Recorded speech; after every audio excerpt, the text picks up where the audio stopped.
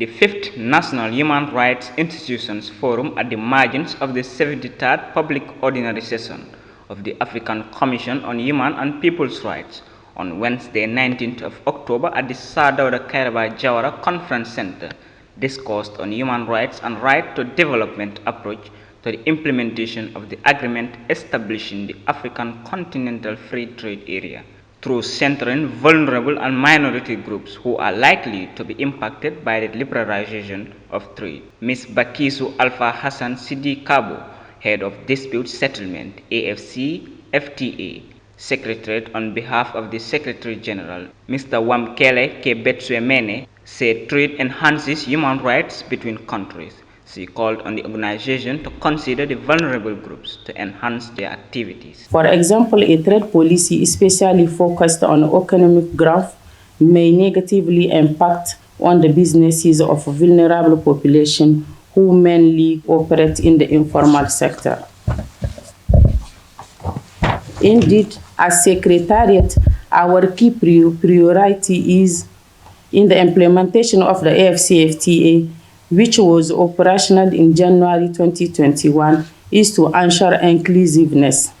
First, to ensure that the benefits of the agreement should extend to all parties and not only to the biggest and the most economic developed ones. And the second, the AFCFTA creates opportunities for vulnerable groups such as women and young Africans.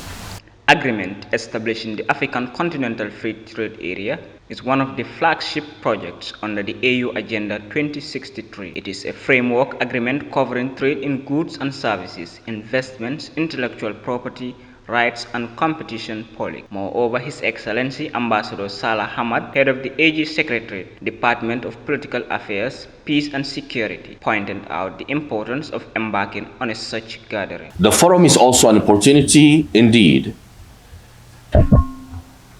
to have further dialogue on decisions that could be taken to promote the implementation of African shared values and instruments at the national level.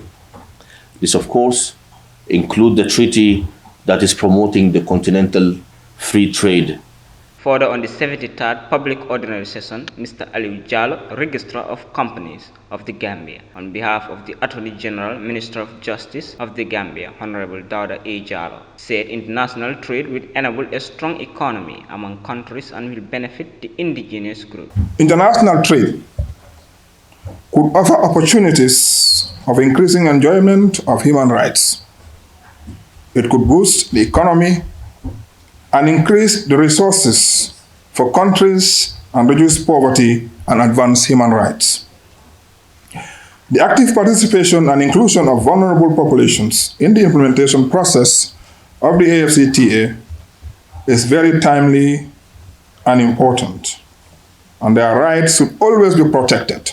The AFCFTA envisages the creation of the single market with free movement of goods, services, capital and natural persons as a way of promoting social and economic development in Africa. The AFCFTA agreement was adopted by the 10th Extraordinary Session of the Heads of State Assembly in Kigali, Rwanda on the 21st of March 2018 and entered into force on the 30th of May 2019. Currently, it has been signed by 54 African Union member states and ratified by 43 member states. The operationalization of the AFCFTA began in January 2021, opening up a new market that is projected to have a gross domestic product of $3.4 trillion, serving 1.3 billion across the continent, while having the capacity to alleviate the lives approximately 30 billion Africans by lifting them out of extreme poverty. For N24 Radio News, I am Basiruka.